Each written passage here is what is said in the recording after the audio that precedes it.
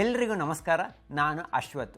Trump ಅವರ ಎಚ್ಚರಿಕೆಯ ಬೆನ್ನಲ್ಲೇ ಭಾರತ ಸರ್ಕಾರ ಈ ಬಾರಿಯ ಬಜೆಟ್ನಲ್ಲಿ ವಿದೇಶದಿಂದ ಆಮದಾಗುವ ದುಬಾರಿ ಬೆಲೆಯ ಮೋಟಾರ್ ಸೈಕಲ್ ಮತ್ತು ಐಷಾರಾಮಿ ಕಾರುಗಳ ಮೇಲೆ ವಿಧಿಸಿದ್ದಂಥ ಕಸ್ಟಮ್ ಸುಂಕವನ್ನು ಕಡಿಮೆ ಮಾಡಿದೆ. ಈ ಕಸ್ಟಮ್ ಸುಂಕವನ್ನು ಕಡಿಮೆ ಮಾಡಿದ್ರಿಂದ ಭಾರತಕ್ಕೆ ನಷ್ಟವಾದರೂ ಟ್ರಂಪ್ ಆಡಳಿತದ ಅವಧಿಯಲ್ಲೇ ಭಾರತಕ್ಕೆ ಲಾಭವಾಗುವಂಥ ಸಾಧ್ಯತೆ ಇದೆ. ಹೀಗಾಗಿ ಬಜೆಟ್ನಲ್ಲಿ ನಿರ್ಮಲಾ ಸೀತಾರಾಮನ್ ಅವರು ಘೋಷಣೆ ಮಾಡಿದ್ದೇನು, ಕಾರುಗಳ ಬೆಲೆ ಎಷ್ಟು ಇಳಿಕೆಯಾಗ್ಬೋದು, ಇದರ ಜೊತೆ ಭಾರತಕ್ಕೆ ಲಾಭ ಏನು ಇತ್ಯಾದಿ ಎಲ್ಲ ವಿಷಯಗಳನ್ನು ನಾನು ಈ ವಿಡಿಯೋದಲ್ಲಿ ತಿಳಿಸ್ತಾ ಇದ್ದೀನಿ.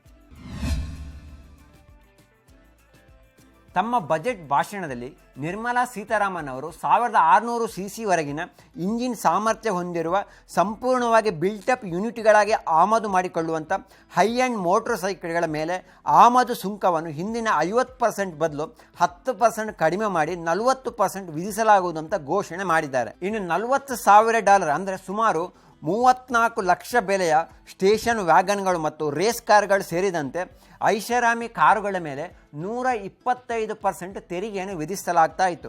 ಆದರೆ ಈಗ ಈ ತೆರಿಗೆಯನ್ನು 70%ಗೆ ಇಳಿಕೆ ಮಾಡಲಾಗಿದೆ. ಸೆಮಿ ನಾಕ್ಡೌನ್ ಯೂನಿಟ್ಸಿಗೆ ಈ ಮೊದಲು 25% ತೆರಿಗೆಯನ್ನು ವಿಧಿಸಲಾಗ್ತಾ ಇತ್ತು. ಆದರೆ ಈ ಬಾರಿ ಇದನ್ನು 20%ಗೆ ಇಳಿಕೆ ಮಾಡಲಾಗಿದೆ. ಇನ್ನು ಕಂಪ್ಲೀಟ್ಲಿ ನಾಕ್ಡೌನ್ ಯೂನಿಟ್ಸ್ಗೆ ಈ ಮೊದಲು 15% ಆಮದು ಸುಂಕ ಇತ್ತು. ಈ ಬಾರಿ ಇದನ್ನು 10%ಗೆ ಇಳಿಕೆ ಮಾಡಲಾಗಿದೆ. ಸೆಮಿ ನಾಕ್ಡೌನ್ ಕಿಟ್ಸ್ ಏನು ಅಂತಂದರೆ, ಒಂದು ವಸ್ತುವನ್ನು ಬೇರೆ ದೇಶಕ್ಕೆ ರಫ್ತು ಮಾಡುವ ಸಂದರ್ಭದಲ್ಲೇ ಭಾಗಶಃ ಜೋಡಣೆ ಮಾಡಲಾಗುತ್ತೆ. ಅಂದರೆ ಅಮೇರಿಕದಿಂದ ಭಾರತಕ್ಕೆ ಒಂದು ಬೈಕ್ ಬರುವ ಸಂದರ್ಭದಲ್ಲೇ ಬೈಕಿನ ಭಾಗಶಃ ಭಾಗಗಳನ್ನು ಅಮೇರಿಕದಲ್ಲೇ ಜೋಡಣೆ ಮಾಡಿ ನಂತರ ಭಾರತದಲ್ಲಿ ಸಂಪೂರ್ಣವಾಗಿ ಜೋಡಣೆ ಮಾಡಿ ಮಾರುಕಟ್ಟೆಗೆ ಬಿಡುಗಡೆ ಮಾಡಲಾಗುತ್ತೆ.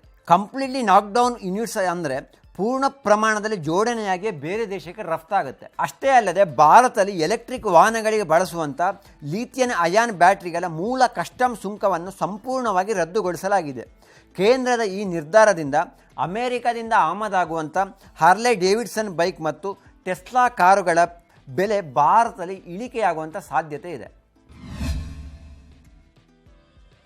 ಡೊನಾಲ್ಡ್ ಟ್ರಂಪ್ ಅವರು ಭಾರತದಿಂದ ಅಮೆರಿಕಕ್ಕೆ ಆಮದಾಗುವ ವಸ್ತುಗಳ ಮೇಲೆ ನಾವು ತೆರಿಗೆಯನ್ನು ವಿಧಿಸಲ್ಲ, ಆದರೆ ಅಮೆರಿಕದಿಂದ ಭಾರತಕ್ಕೆ ಹೋಗುವ ವಸ್ತುಗಳ ಮೇಲೆ ಭಾರಿ ಪ್ರಮಾಣದ ತೆರಿಗೆಯನ್ನು ವಿಧಿಸಲಾಗುತ್ತೆ. ಇನ್ನು ಮುಂದೆ ಈ ರೀತಿ ನಡೆಯಲು ನಾನು ಬಿಡಲ್ಲ. ಎಷ್ಟು ಪ್ರಮಾಣದಲ್ಲಿ ಅವರು ತೆರಿಗೆ ಹಾಕ್ತಾರೋ ಅದೇ ರೀತಿಯಾಗಿ ನಾವು ಭಾರತದಿಂದ ಬರುವ ವಸ್ತುಗಳ ಮೇಲೆ ತೆರಿಗೆ ಹಾಕ್ತೇವೆ ಅಂತ ಗುಡುಗಿದರು. ಇದರ ಬೆನ್ನಲ್ಲೇ ಫೆಬ್ರವರಿ 13ರಂದು ಪ್ರಧಾನಿ ನರೇಂದ್ರ ಮೋದಿ ಮತ್ತು ಡೊನಾಲ್ಡ್ ಟ್ರಂಪ್ ಅವರು ಅಮೆರಿಕದಲ್ಲಿ ದ್ವಿಪಕ್ಷೀಯ ಮಾತುಕತೆಯನ್ನು ನಡೆಸ್ತಾ ಇದ್ದಾರೆ. ಈ ಎಲ್ಲ ಬೆಳವಣಿಗೆ ನಡುವೆ ಬಜೆಟ್ನಲ್ಲಿ ಭಾರತ ಸರ್ಕಾರ ಕಸ್ಟಮ್ ಸುಂಕವನ್ನು ಇಳಿಕೆ ಮಾಡಿದೆ. ಹಾರ್ಲೆ ಡೇವಿಡ್ಸನ್ ಬೈಕಿನ ಮೇಲೆ ಭಾರತ ಸರ್ಕಾರ ತೆರಿಗೆ ವಿಧಿಸಿದರ ಬಗ್ಗೆ ಡೊನಾಲ್ಡ್ ಟ್ರಂಪ್ ಅವರು ತಮ್ಮ ಮೊದಲ ಅವಧಿಯಲ್ಲೇ ಕಿಡಿಕಾರಿದರು. ನಾವು ಹಾರ್ಲೆಯನ್ನು ಭಾರತಕ್ಕೆ ಕಳುಹಿಸಿದರೆ ಅವರು 100%, 150% ತೆರಿಗೆಯನ್ನು ವಿಧಿಸ್ತಾ ಇದ್ದಾರೆ. ಆದರೆ ಭಾರತದಿಂದ ಅಮೆರಿಕಕ್ಕೆ ಬರುವಂಥ ಮೋಟರ್ ಸೈಕಲ್ಗಳ ಮೇಲೆ ಯಾವುದೇ ತೆರಿಗೆಯನ್ನು ವಿಧಿಸಲ್ಲ. ಈ ವಿಚಾರದ ಬಗ್ಗೆ ನಾನು ಪ್ರಧಾನಿ ನರೇಂದ್ರ ಮೋದಿ ಜೊತೆ ಮಾತಾಡಿದ್ದೆ. ಆದರೆ ಮೋದಿ ಅವರು ಅಲ್ಪ ಪ್ರಮಾಣದ ತೆರಿಗೆಯನ್ನು ತಗ್ಗಿಸಿದರೆ ವಿನಃ ಪೂರ್ಣ ಪ್ರಮಾಣದಲ್ಲಿ ಯಾವುದೇ ತೆರಿಗೆಯನ್ನು ಕಡಿಮೆ ಮಾಡಿಲ್ಲ ಅಂತ ಗುಡುಗಿದ್ರು. ಸದ್ಯ ಟ್ರಂಪ್ ಪರ ಗುರುತಿಸಿಕೊಂಡಿರುವ ಎಲಾನ್ ಮಸ್ಕ್ ಅವರು ಭಾರತದಲ್ಲಿ ಟೆಸ್ಲಾ ಕಾರನ್ನು ಮಾರಾಟ ಮಾಡಲು ಬಹಳ ಪ್ರಯತ್ನವನ್ನು ಪಟ್ಟಿದ್ದರು. ಚೀನಾದಲ್ಲಿ ಉತ್ಪಾದನೆಯಾದ ಕಾರನ್ನು ಭಾರತದ ಮಾರುಕಟ್ಟೆಗೆ ಬಿಡುಗಡೆ ಮಾಡಲು ಎಲಾನ್ ಮಸ್ಕ್ ಅವರು ಮುಂದಾಗಿದ್ದರು. ಆದರೆ ಭಾರತ ಸರ್ಕಾರ ಇದಕ್ಕೆ ರೆಡ್ ಸಿಗ್ನಲ್ ತೋರಿಸಿತ್ತು. ನೀವು ಕಾರನ್ನು ಮಾರಾಟ ಮಾಡುವುದಾದರೆ ಕಾರನ್ನು ಭಾರತದಲ್ಲೇ ಉತ್ಪಾದನೆ ಮಾಡಿ ಅಂತ ಎಲಾನ್ ಮಸ್ಕ್ ಅವರಿಗೆ ಭಾರತ ಸರ್ಕಾರ ತಿಳಿಸಿತ್ತು.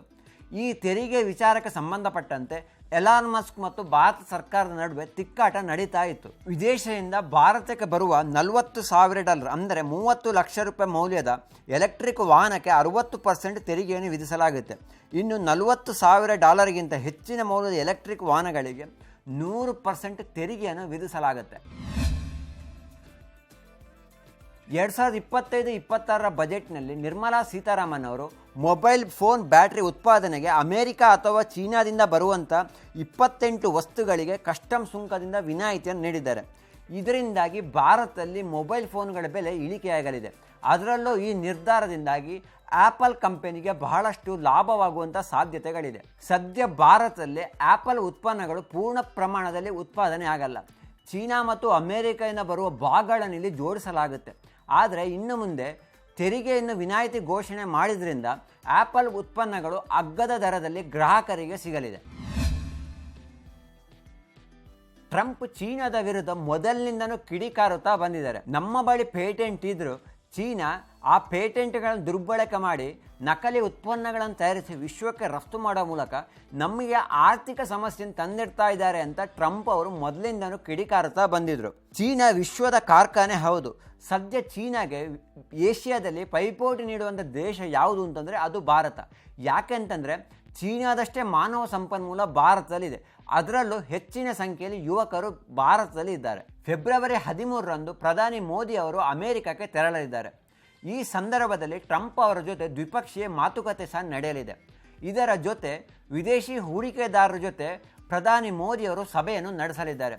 ಒಂದು ವೇಳೆ ಈ ಸಭೆಗಳೆಲ್ಲ ಯಶಸ್ವಿಯಾದರೆ ಅಮೆರಿಕದ ಕಂಪನಿಗಳು ಭಾರತದಲ್ಲಿ ಹೂಡಿಕೆ ಮಾಡುವಂಥ ಸಾಧ್ಯತೆಗಳು ಹೆಚ್ಚಿದೆ.